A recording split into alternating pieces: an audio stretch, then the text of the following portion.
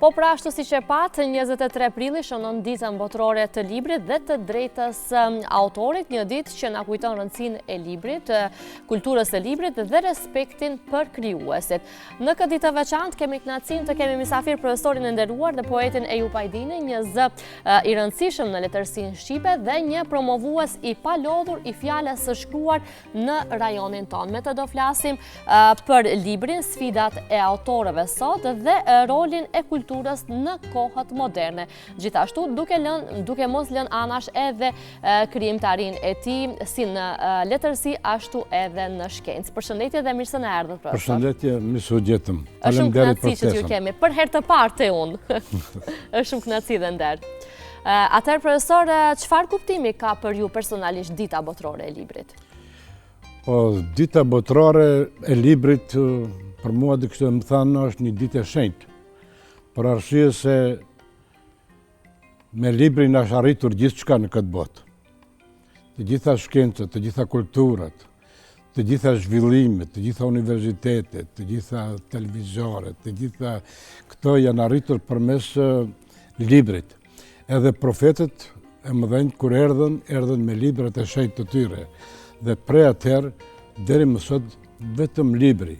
Kjo ditë lindi si rezultat kur me 1995 UNESCO pruni një rezolut që 23 prilli të shpallet ditë botërore e librit.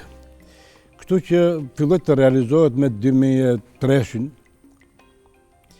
kurse rënjët i ka shumë më të thella, para 600 vitesh, flitet se në Katalonjat të Spanjës, filloi libri të marrë shenjtërimin e vet dhe njerëzit që blenin nga një libër udhërohen nga një trëndafil. Si në shenjë respekti, a? Shenjë respekti. Dhe UNESCO duke parë këtë vlerën e jashtëzakonshme të librit, kishte caktuar festa të ndryshme, por libri kishte mbetur pak me vonesë dhe u ranë mendje se libri është gjithçka në këtë botë, se shoqëria nuk e dim sa primitive do të ishte sot, dhe vendosën që duke mbështetur në vdekjet e dy autorëve të mëdhenj, 23 prillin, të Shakespeare-it, shkrimtarit anglez, dhe shkrimtarit spanjoll Cervantesit, edhe disa të tjerë të mëdhenj që ishin të kësaj date, dhe vendosën që kjo datë të jetë datë përcaktuar si festë e librit, si dita botërore e librit. Çfarë ndikimi kanë pas veprat e këtyre autorëve që përmendën si Shakespeare, pastaj Albert Camus, Terios Pase dhe kështu me radhë autorët që lexohen domethënë edhe sot? Shqo tani to janë shkrimtarë me përmasa botërore. Veçmas Shakespeare dhe Cervantesi. Don Kishoti Cervantesit është i përkthyer më së shumti në botë. Po, e vërtet. Është njëri nga shkrimtarët më të përkthyer.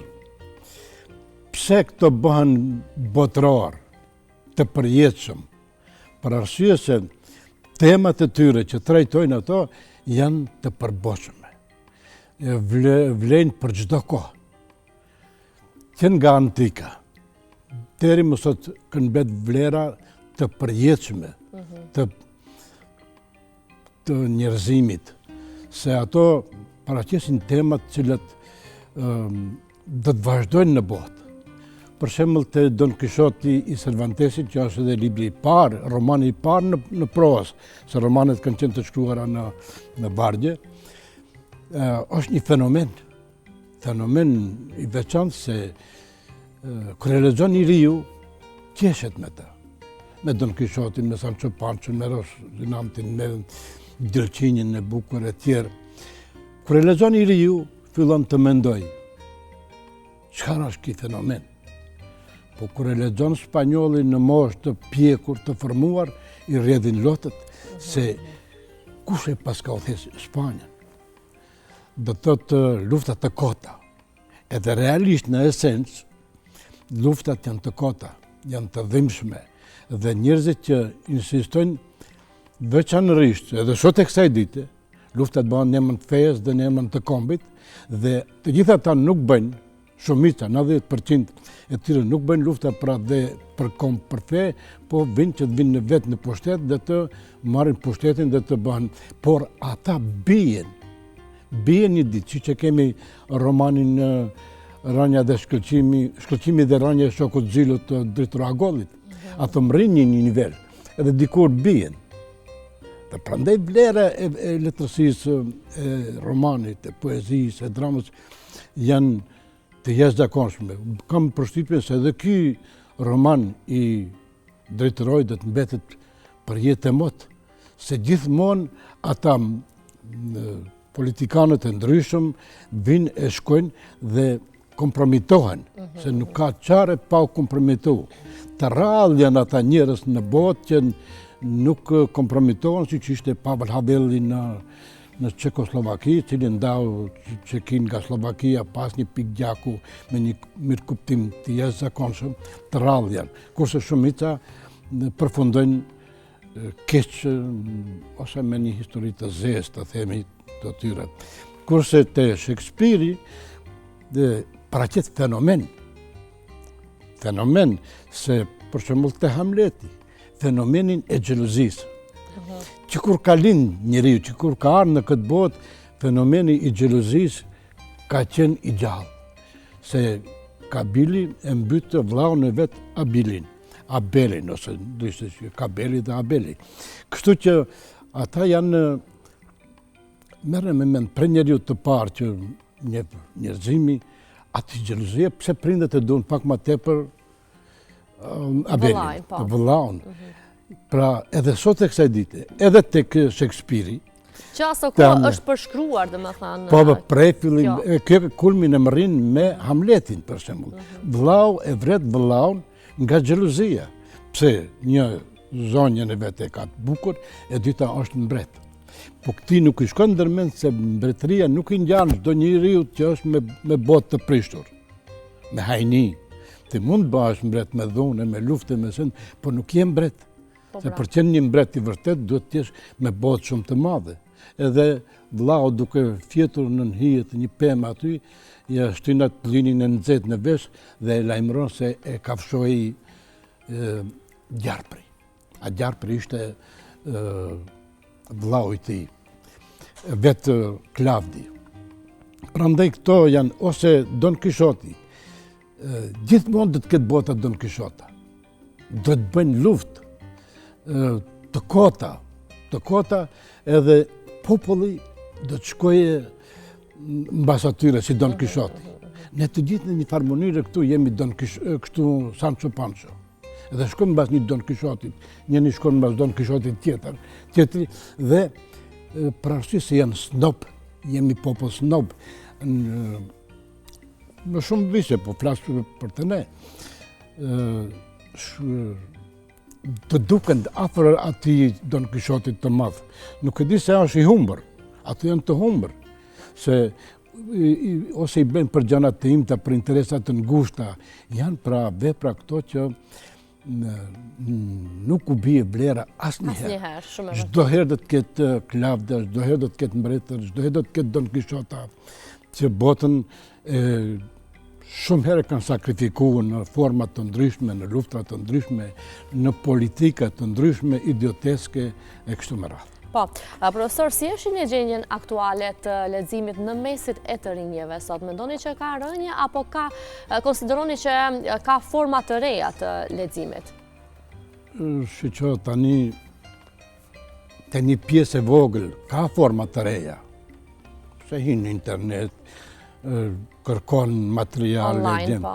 Po shumica, kam përshtypjen time tani, se shumica e tyre janë vëzhitën në për programe të shthurura, në për programe pa ndonjë peshë, që nuk ndikojnë në kultivimin e personalitetit të rijut. Dhe për mua kjo është një krizë tani, jo vetëm tek ne, po në mbar njerëzimin. Dhe para do ditëve lexova dikund që nga shtetet skandinave kanë nisë përsëri arsimimin me formën klasike, me laps, me fletare, me librin, jo me këto mjetet elektronike tani që ekzistojnë, se e kanë pa që po dështon kjo. Pa libër, pa e prek librin. Po, dhe janë këthyër antikitetet në një farë. Po, janë këthyër asaj, ose në Japoni, deri në klasën e 4-5, nuk mësojnë asgjë fëmijët, vetëm i edukojnë.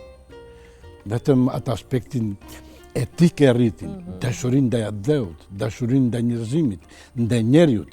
Si thotë edhe Nën Tereza, botën do ta shpëtoj dashuria ndaj njerëzit. Dhe krijojnë atë kulturë. Dhe pastaj nga fëmia më nuk largohet ajo, edhe nesër do të vijë në shërbim të njerëzve, në shërbim të dashurisë ndaj njerëzve, ndaj shtetit, ndaj ardhmërisë, ndaj kulturës, ndaj ambientit ku jeton, njerëzimit në përgjithësi. Dhe kjo më duket mu pak e trishtueshme, them drejtën. E trishtueshme se unë kam shumë vite dhe kam kaluar kanë jetën në përbanka shkollore, me nxënës, me studentë, në vazhdimsi. Më herët lexoheshte më tepër, lexoheshte shumë. Bibliotekat ndiqeshin nga të rinjt me të madhe, gazeta, revista të ndryshme. Sot tani këto mjetet elektronike që janë to mobilat, janë internetet, rrjetet sociale kanë kapluar ato në çdo moment. Jo se ato, po dhe neve më të vjetrit na kanë kapluar. Ti zgjohet më njësë shofë që ka aty, ka shku diçka ka bë, janë gjëna fare pa interes. Askujt nuk i shërbejnë. Edhe pse jemi të vetëdijshëm, ama ashtu bota ka punë. Na janë imponuar në një farë. Janë imponuar, na kanë imponuar, tamam me thatë. Kështu që nuk e di ja do të mund të hiket kësaj situate. Në disa shtete skandinave, për shembull, kanë gjetë domosdoshme e çojnë këtë kur blen bilet, ose e merr një libër pa para dhe me atë libër udhton. Kanë duan të gjejnë formën, më duhet që të dëpërtojë libri, se pa libër bota njeriu si do të edukohet, si do të emancipohet, si do të krijohet fjalor, si do të mbush shpirtin e vet me atë që është njerëzore, që është humane, që është kulturore, që është shoqërore me një fjalë, kupton? Pa i lexuar veprat, për shembull Tazam të familjenit, kafshat që s'ka për dijet është vëlla mjerimi, kafshat mbetën në fytyrë të zotërishtimi, edhe sot e kësaj dite e ke. Derisa ke ashtu gjëra, ajo është aktuale. Ai qetri shkrimtar, qetrin, dhe të gjithë kur i lexosh, njeriu plotësohet, mbushet brenda, se shpirti njeriu është det pafund. Nuk dim se sa mund të pranoje truni dhe mendja dhe shpirti veçanërisht të njeriu që nuk duket as nuk preket. Profesor, cilat janë sfidat më të mëdha që po ballafaqoheni autorët shqiptar sot, qoftë për botime, qoftë edhe për promovime? Tani po flasim për këtu, tek ne në Maqedoninë e Veriut, po edhe në Shqipëri, edhe në Kosovë. Kjo është një problem më vete. Dhe kjo krizë është për shkak se në pushtet nuk vinë njerëzit e kulturës. Vinë njerëz politikan të shkencave të ndryshme. Ti në qoftë se një mjek e vesh në Ministritë Kulturës, ose një albanolog në Ministrinë e Drejtësisë, ose ku ta di unë, të punë janë nga të resta. Profile jo adekuate për institucionin që duhet të drejtohet. Se nuk e din ato. Nuk e kanë të njohur se pa zhvillimin kulturor një popull nuk ngritet. Mund ngritet ekonomikisht, mund ngritet, ku ta di unë, politikisht do ngritet, po do të bjerë, si që thamë, shkëlqimi dhe rania shokut zila. Do të bjen, po në moment ato janë shumë të damshëm. Se ato janë të dhanën mbas paras, janë të dhënë në basë mos e teproj me dallavereve të shumta, të ndryshme, interesave të ngushta, personale, familjare, bizneseve të pandershme, e ku ta di. Prandaj, kjo ka sill krizë. Tani ne kemi përvojë këtu me Ministrinë e Kulturës, që këtë vit ishte, mua më duk se ishte skandaloze, se 13% sa kuptova prej rrjeteve. Mjetet që janë ndarë? Që janë ndarë për kulturën shqiptare. Edhe ndarë disa njerëzive. Po nuk shkon kjo kështu. Sa atje nuk ka njerit kulturës që të mendoje. Atje duhet të jepet, për shembull, Ministria e Kulturës nxjerr konkursin 5 romane, për shembull në gjuhën shqipe, 10 në gjuhën maqedone, 3 në gjuhën turke, dhe romani do të ketë vlerën 5.000 euro, ose 10.000. Nxjerrim konkurs për dramën, aty ku e kemi më në munges atë zhandër letrar, atë gjini letrare. Për poezinë do bënë dëlshim 4.000 euro, 10 libra, 5 më të mira, po të kontrolluara. Ne të gjithë bëhemi recenzent, ne të gjithë bëhemi redaktor, shpesh herë ndodhen që edhe pa e lexuar e vëm emrin, firmën, dhe nuk ka një institucion, një organ pranë Ministrisë së Kulturës që ti përcaktoj vlerat. Edhe të ditë të vlerësoj, po pra, llojin e projektit, se varësisht për çfarë projekti bëhet fjalë. Edhe tani ato e bëjnë vetëm formale, nxjerrin një konkurs, konkurrojmë ne me kadhjet, na lishon një ose hiç, edhe tani aty nuk kontrollohet kërkush kurrë. U krije, shteti këtu në këtë rast e ka ta krije një punë formalit vetën, se ne e bëm, dham, botun, shkuan, edhe çfarë vlere. Plus asaj, njerëzit tonë kanë nisë të bëjnë nga një 200 libra. Edhe Ministria për aq që lishon. 60 libra do t'i marrë biblioteka, sa është rregullore, një 2-3 libra do t'i marrë Ministria. Dhe ti me pa ato libra nuk kanë impakt. Ato nuk deportojnë deri në Tiranë, deri në Prishtinë, deri në Preshevë, deri në Dibër, deri në Struk. Nuk deportojnë, janë humber ato. Se çfarë politike kjo është? Ne mos i japin 70 vetave, ne t'u japin 30 vetave.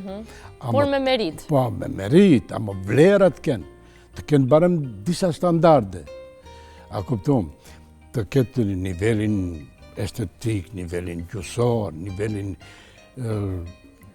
tematik që trajtohen, të kenë këto nivellet, që ai komision, me të marrë një komision, një nga Shqipëria, një nga Kosova, një nga këto më të mirët, të paguhen edhe konkursi janë si qelë për herë. Nuk ka vetëm për kësaj date. Kur e ban autori librin dhe e dërgon. Brenda 1 muaj, 2 muaj, ato japin përgjigje. Bindja ime se kështu do të ishte rregullu më së miri ki problem që është mesin tonë. Tani ti me çato pak para që të marr. Për shembull, unë kam pas rast para 2 viteve një libër për estetikën me afër 300 faqe. Edhe më shon 50.000 dinar. Pre asaj ka një tatim aty, edhe ti çka mund të bësh? A promovim do mundesh të bësh, a ta botosh, a të kërkosh pak vlera e shtypit të jetë nivel, të grafikës, të jetë nivel. Çka mund të bësh? Edhe çfarë mund të bësh më shumë se 100 libra nuk ka mundësi, nuk ka edhe pak dështojsh bile. Pra janë probleme të shumta që nuk ka një rregullore, një statut për librin. Edhe i vetmi atë organ që është Ministria e Kulturës. Neve na ndihmojnë dikun komunat, organet, pa ja është sadaka. Nuk është ndihmë që mund të zgjidhin së paku disa çështje. Po. Profesor, me qenë se ju kam për herë të parë, do doja që pak të kalojmë nga e kaluara juaj. Si nisi dëshira fillimisht, pasioni për shkrimin dhe udhëtimi juaj me poezinë dhe letërsinë?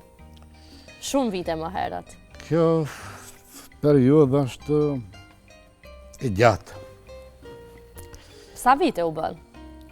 Me letërsinë? Po, kam filluar që 40 vite. Wow, 4 dekada. Po, poezit, një grumbull të poezit, një 5-6-10, vitin e ditë studimeve, konkurojshën në për gazeta, po ai motivi pak nacional, sa atëherë ishte problem të botoshin, nuk i botoshin. Edhe i rusha me një fletore. Dhe një ditë nga ditët, vitin e ditë, një hudha në Prishtinë atje, fletore. Tani kom shkujt një poezi për ato, pse kom hudhë, se ku e di momenti, tash më dhimen shumë, se tani nuk vinë ma ato. Sidomos të parat, mirë dhe parat duhet të ruen dhe të bahen në ashtu. Mandej, pak para shpërthimit të demokracisë, se u banë edhe këto, sa u banë 25 vite, demokraci prej 90-ës. Jo, 35. 35, po. Po. Pak, pisa vite, një miku im më thotë aty në Katun, se jetoja në Katun, Shqipkovic, thotë profesor, se bisedojnim rreth poezisë, rreth gjanave, letrare, kështu, tha, pse nuk shush, thash, kom shkrujt, thash unë, po nuk mund të depërtoj. Edhe tha, vërtet, po i kishim të shkruar me makinë shkrimi, jo me kompjuter si sot. Edhe në dorën kafe ati, ja dhashti shqyqoj, kur shumë mas në disa ditëve kishin dalë në flak të vazhnimit. Thash, me mendjen time, ki ka dinit njofshëm. Pa e ditur hiqë? Pa e ditur hiqë. Mora edhe një poezi, bisha poezi mërgjimtari, do poezi tjera, mi botuan. Diku kishte drishu pak klima politike. Mora mandej edhe një tregim për edhe Raku, edhe mi botosh. Tash, fillova të marrë një korajo, dhe si kishim ato materialit, ashtu, u drejtova të ndjeri dhe i madhi Abdulaziz Islami, po gjithë verës e mbajsha me vete s'kisha guximi të shkoj. Vishëm, prapë Katon dikte, edhe një ditë vendosa. Gja Abdulazizi, thash këto thash duhet të më shikosh, në qoftë se janë për botim, thash të regom drejt. Si u mirë pritët fillimisht?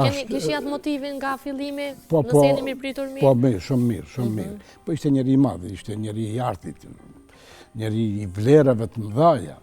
A më tha dhe ti edhe po deshte qoftë se s'bëjnë u s'të bëjt që i tha, se këtu është artë, letërsi. Po, sigurisht. Shumë thash, shumë faleminderit. Bas 3 ditëve, me gjithë me një përshkrim, i kështë përshkrujt këtë gjendjen, situatën, një vështrim kështu, realisht, edhe më thatë 25, këto janë shumë të mira, këto janë të mira. Këto një 5-6 do t'i përpunojsh ose do t'i largojsh. Unë me ndoshem 3, me më thanë do vazhdoj. Do mjafton të. Ai zori plot. Dhe aty filloj, ishte 92-shi kër e dërzova, dhe ishte një rast shumë interesant, shkoj me një shtip shkronja, që po përmende jemin, e pam një liber për ta botone.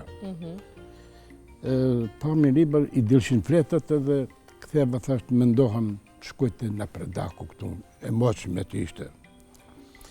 Sa kom dalë aty për një 50 metre, vjen Fadil Bekteshin nga Kumanova, miku im, edhe i studimeve.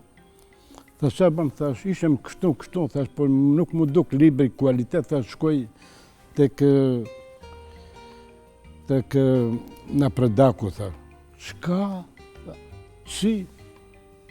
E ndë, tha, me shkavin, të punoj. Mu si me ma qelë varrin aty, se shok të mosëm e dhe. Tu prej në këmbët, Prej aty u drejt në Tiranë. Këtu ishin ato konat të ndjeshme tonat, dhe librin e pare botova në shtëpinë... Cili ka qenë libri i pare, kujtoni? Dritë dhe zatë në natë. Çfarë ndikimi kishte, si u mirë prit aso kohë? Po, në atë kohë ai libër u prit mirë, edhe nga kritika, edhe një libër me shumë entuziazëm i bam. Më dukte se kom zbuluar botën, se më dukte shumë... Më dhe ndryshuan gjërat, kështu që, dhe ajo poezie parë që kam aty, Tri rrugët e botës. Po, une bile bash desha të ndalem që të na kujtoni ndonjë poezi nga krimtaria juaj. Po përmendesh, kam këtu edhe në mobil, kam që kam marrë çmime të para, të dyta, kam edhe janë këtu, po kjo poezia e parë, këtë nuk e harroj asnjëherë se thot e para, si fëmija e parë. Tri rrugët e botës. Në rrugën e parë ecin zbukuruesit. Në rrugën e dytë vrapojnë shkatëruesit.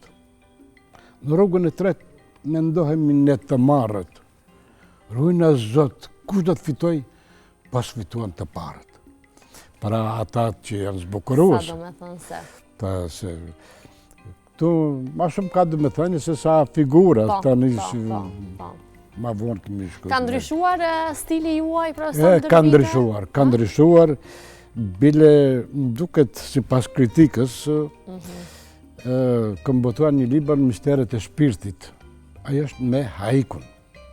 Haikun formën japoneze të shkruarit. Dhe qova unë një libër nga japonishtja e përkthyme dhe e forme e haikut nuk e kishëm të njohur. Dhe unë jam marrë një 10 vite me ta. Shumë më dukte, se lexume një poezi të japoneze, e mbajta menit lexume mensh, ku thotë njeriu me pallto të vjetër dhe pa lek në xhep, ai do jetë mësues ose poet. Edhe, ama kjo është shkruar para 1000 vitesh. Shikon popullore, e thonë, shikojnë popullore, edhe tani haiku ka vetëm me 3 vargje. Se japonezët nuk kanë kohë të lexojnë shumë, ato punojnë. Po me 3 vargje duhen thonë shumë. Një kroat me një kongres të haikut në Berlin ka marrë çmimin e parë pse ka përshkruajtur Shqipërinë me 3 vargje. Ajo është me vështirë pastaj. Pa ajo është. Sikur forma gazetareske, nëse formulon një lajm, një tekst sa më shkurt që është aq më i kapshëm është dhe bjen. Edhe kjo tani plus ka me rrokje të caktuar. Vargu i parë është 5 rrokësh, i dyti është 7 rrokësh, i treti prap 5 rrokësh. Kjo nuk lëvizën. Shkruajnë haike dhe popujt të tjerë tani. Ajo është japonezët, lidhet me festat pagane të tyre, me qershit, kur qelin qershit. Ato rrinë atë natë kur do qelin, si janë natë e erët, bëhet e bardhë. Janë të lidhur shpirtërisht me atë. Dhe kjo veprim një tani u prit mirë nga kritika në Tiranë, u prit shumë mirë, u prit edhe këtu njerëzit që shkrujtën për atë, janë 366 haik, por nuk u gëzova shumë se unë, janë nga të rallët jemi këtu në botën shqiptare, që 25 vite që këtu shkruhet, në Sërbi që 80 vite, në disa shtete ma shumë, po baza është e japonishtja. Dhe kjo tani më ka kënaqur se fiks në gjuhën shqipe doli në këto rroket njësoj si në japonisht. 5, 7, 5. Kjo ishte për mua krenari se gjuha ime do thotë ka forcën në gjuhës japoneze. Sigurisht. Se jemi pak më të populli vogël, më të shtypër, nuk do të thotë se vlerën shpirtërore Zoti na ka falë më të vogël. Kjo, ose vlerën e gjuhës amtare që është e shenjtë, për ne do të thotë Zoti na ka dhënë një gjuhë të madhështore. Prandaj edhe kjo më duket se me këtë arrita kulmin. Dhe pra do të thotë unë nuk kam shumë përmbledhje, kam 5 përmbledhje poetike, si vjetë e botoj të 6-ën, e kam simfoni vjeshte titullohet, po të tjerat me 15 libra janë shkencor, studimor nga fusha e letërsisë, publicistikës, mandej kam revistën time që nxjerri Gura, almanah kam për takimet poetike në Shari, kështu më radhë. Po, profesor, me qënë se nuk na premton koha, para se ta përmbyllim, shumë shkurt, pa e përmendur edhe këtë, se jeni themelues i shoqatës shkrimtarëve ONU, me cila tashmë ka një histori të gjatë. Më thoni se cili është misioni i saj dhe si po funksionon aktualisht? Unë jam kryetari i parë i kësaj shoqate, por jam një nga themeluesit edhe si gjimnazist shoqërisë kulturore artistike Regjet Voka në Shipkovic, edhe kam një shoqat Art Menada që u thetë ju në vetë. Për këte u mlodhën një grup shokësh në 2015 dhe se kishte mbet të tova, po bisedojshim me dy universitete, plus shkollat mesme, kishte autor, dhe bile të disa njerëz dhe filloi të bije pak vlera si në nënçmim i poetëve këtu, dhe për ta ngrejt këtë dinitet, vlerës shpirtërore, se pa letërsi, pa artë, nuk ka jeta kuptim, dhe me 10 janar 2015 formuam shoqatën e shkrimtarëve ONEUM, në fillim klubi i shkrimtarëve, mandej mendom se është me zgjarume, por nuk kishte dhe një peshë ajo. Dhe më zgjodhen mua, se me shumë dilema, se gjithçka që fillon nga fillimi është problem. Sigurisht. Edhe nisëm kështu, vitin e parë patëm shumë vështërsi, kemi mbledh nga xhepat tonë, nga pak lek kështu, nga pak të mund të mbjetojmë. Në vitin e dytë na përkrahan me të madhe, filloi përkrahja. Dhe vazhdon të ketë jehon edhe ditët e sotme. Jehon të madhe filloi të ketë përkrahje edhe nga Ministria e Kulturës, edhe nga Komuna e Tetovës, kështu që fillom ta marrim veten, se ne në start fillom me revistën Plejada. Me ndihma që na ndihmoi materialisht Vjollë Berisha. Pastaj morëm aktivitetin, kujtojmë ijet letrar. Të gjithë shkrimtarët që nuk ishin në mesin e të gjallëve, ne organizuam nga një akademi përkujtimore për të gjithë. Do thotë në çdo javë, në çdo një muaj, në çdo kishim manifestime. Dhe këtë e pa opinionin, e pa në njerëzit dhe filloi dhe prej atë tani kemi të bënë një statut shumë të veçantë me 2 vite. Se 4 vite njerëzit birokratizohen, bëhet probleme, dhe 2 vite që dera i faqebarë shtrëngohet. Edhe tjetër, dhe tani për fund, para 1 muaje, 2 muaje, kemi zgjedhur sa dialitin kryetare të shoqatës dhe po shkojnë punët mirë. Urojmë që të ketë jetë gjatësi dhe të jetë një fole e gjithë juve poetave, po pse jo edhe shumë të rinj të jenë pjesë e kësaj shoqate. Profesor, unë ju falenderoj shumë sepse kemi dalë jashtë terminit dhe duhet ta përmbyllim këtë bisedë kaq të këndshme, kaq informuese. Ishte shumë kënaqësi që ty kemi sot këtë mëngjes, që e nisëm këtë mëngjes së bashku për ditën ndërkombëtare të librit. Shëndet dhe mbarësi. Faleminderit edhe juve për ftesën dhe dëshiroj që shqyquesit të këmbet të kënaqur me ne. Padyshim, faleminderit edhe një herë.